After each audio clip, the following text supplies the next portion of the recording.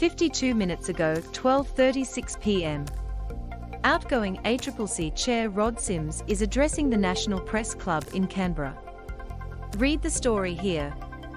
The head of the competition watchdog, Rod Sims, has cast doubt over Mike Cannon-Brookes and Brookfield Asset Management's joint $5 billion bid for AGL Energy, given that the Canadian fund manager already owns transmission operator AusNet Services. Mr. Sims' comments came ahead of his final speech at the National Press Club in Canberra on Wednesday, where he called for a host of regulatory changes. These included greater powers to tackle the tech giants, with a proposal for new upfront rules to be released early next week.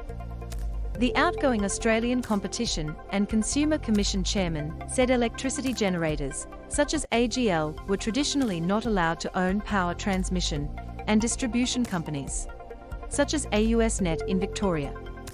ACCC outgoing chairman Rod Sims Louis Duvis. There was concern that such a deal could lead to energy generators favouring electricity supply to their own transmission entities, Mr. Sims said. The issue is if Brookfield owned AusNet, which runs the transmission's assets in Victoria, that's the power lines that go from the generation to the poles and wires in your street, he said. It's been traditionally something you don't do, to combine generation, which AGL has, with transmission, which is what AusNet has, and Brookfield would own both of those. The concern is that they would preference their own generation through their control of transmission.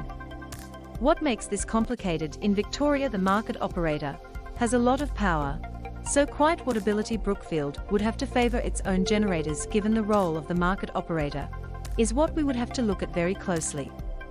Mr. Sims will be succeeded as ACCC chairman by Gina Cascotlib in March. Her views on the potential AGL transaction are not publicly known.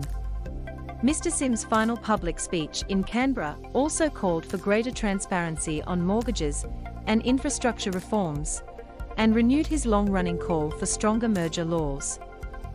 Large established businesses and their advisors will oppose these changes, but my guess is that well over 90% of Australians would support them, he said.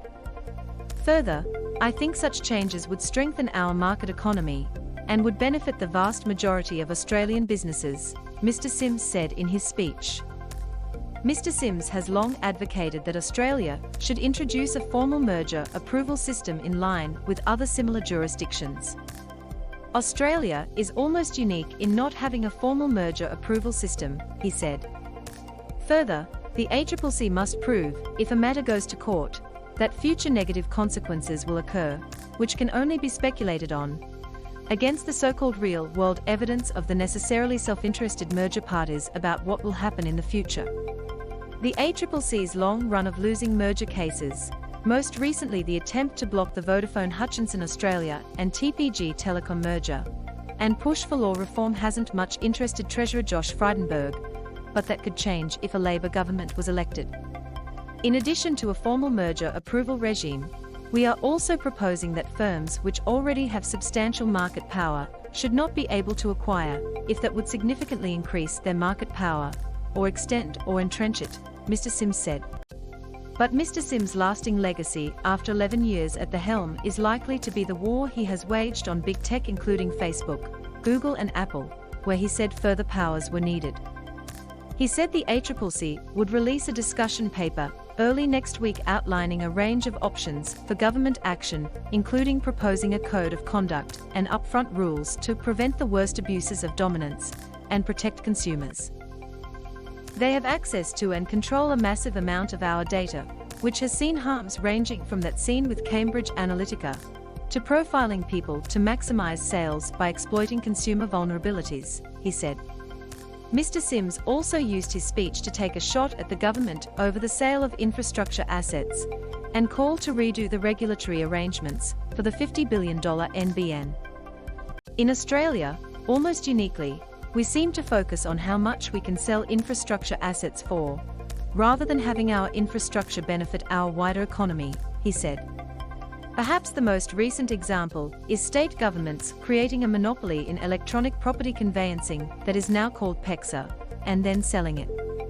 The way PEXA now operates, as that existing monopoly, makes life very hard for would-be competitors. The outgoing ACCC head said there were so many challenges in financial services. One was that the price of the most important financial product, a home mortgage, is unknowable without huge effort and cost, which benefits banks and harms borrowers.